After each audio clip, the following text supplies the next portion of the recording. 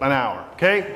Grandpa Eric speaking. An hour, James, he's lasted about 2 hours before, and then he's like, you know, Mommy's inside. Mama's boy.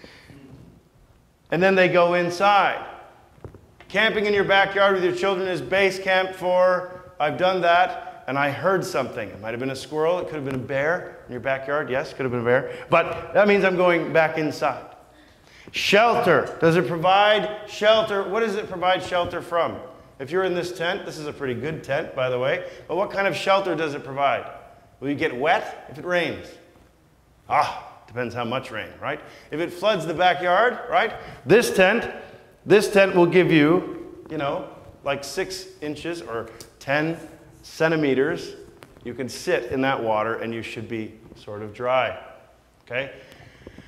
My tent does that. Andrew's tent will do that. Has seams that will keep you dry for a certain amount of time, okay? Because after a while of sitting in that water, the water will seep in, there will be issue, and you will feel wet. So it will protect you, but you can't float in this tent.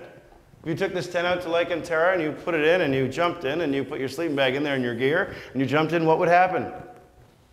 No shelter. You would sink. You would go in and the elements would come in. So this provides you shelter. What about from the cold temperatures? Does it shelter you from the cold?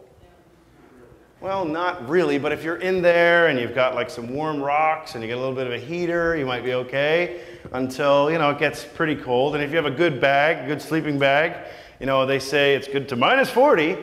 And I guess I'm not going to try that, but there's some sleeping bags. I like winter camping because you can always make it warmer.